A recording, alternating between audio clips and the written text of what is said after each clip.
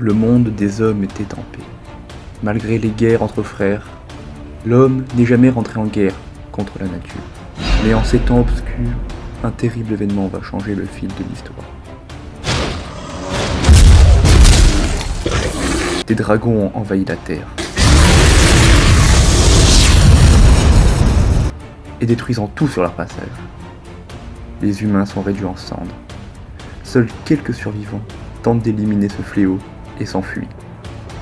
Et lorsque je retourne dans ma ville d'origine, je ne vois que des cendres et l'odeur de la mort. J'ai tué plusieurs dragons.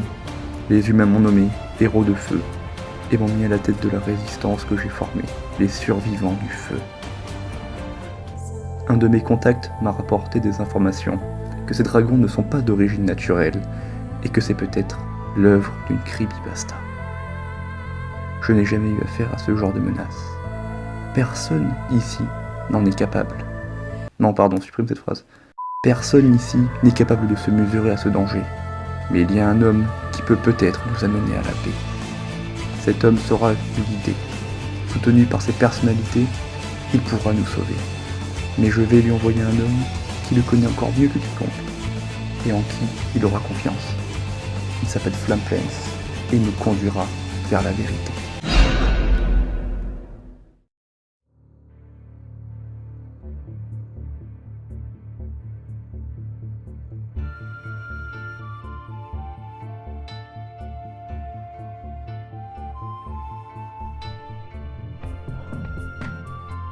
Putain, qu'est-ce qui s'est passé?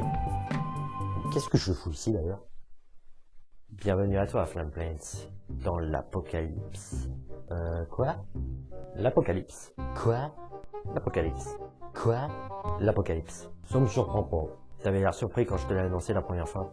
Ouais, mais l'effet de surprise disparaît au bout de la troisième fois. Sais-tu qui je suis? Un nouveau problème? Je suis toi du futur. Très joli nom.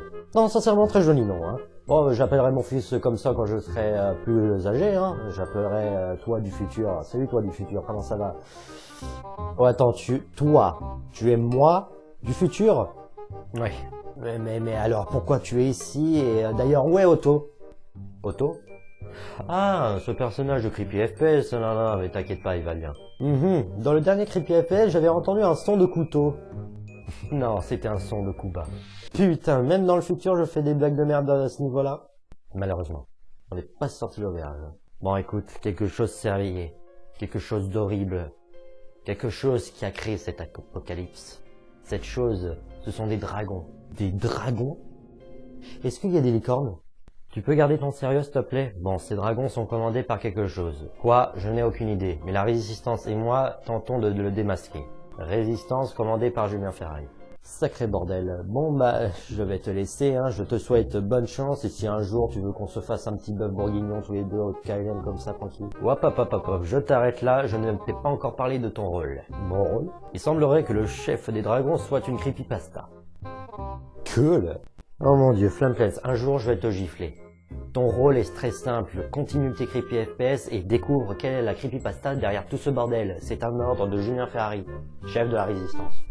Bon bah, j'imagine que j'ai pas le choix, hein. Bah, je vais devoir faire un des creepy FPS pour découvrir ton bordel là. Bon bah, je vais te laisser, je vais faire un creepy FPS, hein. Allez, j'y go moi. Wait, il est où mon studio? Il est là-bas au fond à droite. Ah, merci. Bon, heureusement que je lui ai pas dit ce que je foutais ici. C'est bon, il est sur l'affaire.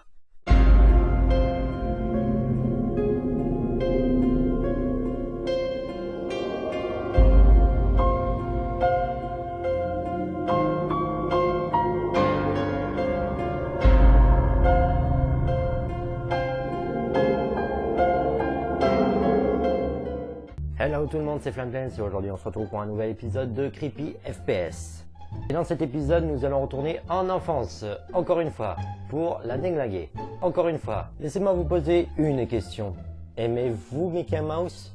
Bah voyons Flamplens, tu connais déjà la réponse. Non, encore une fois. Dis-moi Otto, est-ce que tu vas me donner la même réponse à chaque fois? Oui. Hello darkness my old friend.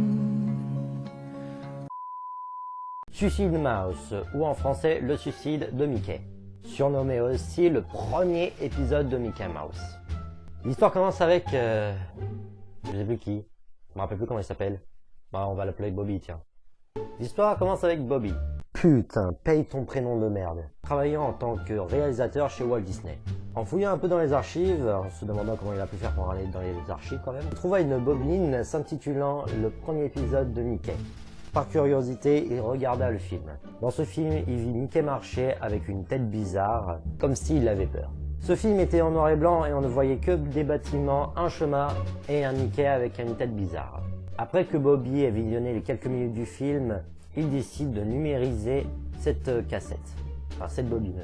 Donc voilà, il a préféré numériser le film. Après qu'il ait numérisé le film, il décide de la re-regarder. Rien ne changeait, tout était normal, tout était bien. Sauf que...